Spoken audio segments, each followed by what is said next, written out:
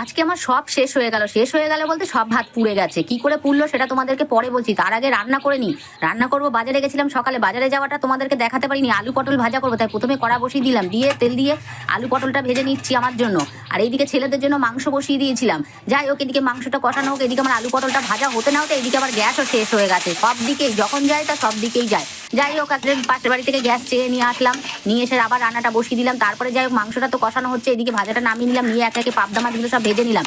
পাবদা মাছগুলো ভেজে নিয়ে ওর মধ্যে সর্ষে পোস্ত কাঁচা লঙ্কা সব আর কি দিয়ে দিলাম, দিয়ে নুন হলুদ দিয়েছি, দিয়ে অল্প করে একটু জল দিয়ে উপর দিয়ে কাঁচা তেল ছড়িয়ে দিয়ে নামিয়ে নিলাম। যাই হোক, রান্নাটা তো আমার শেষমেশ হলো। এইদিকে তো আমার আবার দেখো চান টান করে এসেছি, বরকে ভাত দেবো, এইদিকে আমাকে আবার আবির মাখাতে চলে এসছে।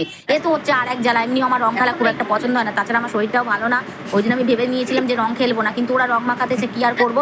একটুখানি আবির বললো মামি একটুখানি আবির দেবো। যাই হোক, একটুখানি আবির ওরা দিয়ে দিল, আমিও মুখ টুক ধুয়ে আসলাম। ধুয়ে এসে বরকে খেতে দিয়ে দিলাম, আমিও খেতে বসে পড়লাম।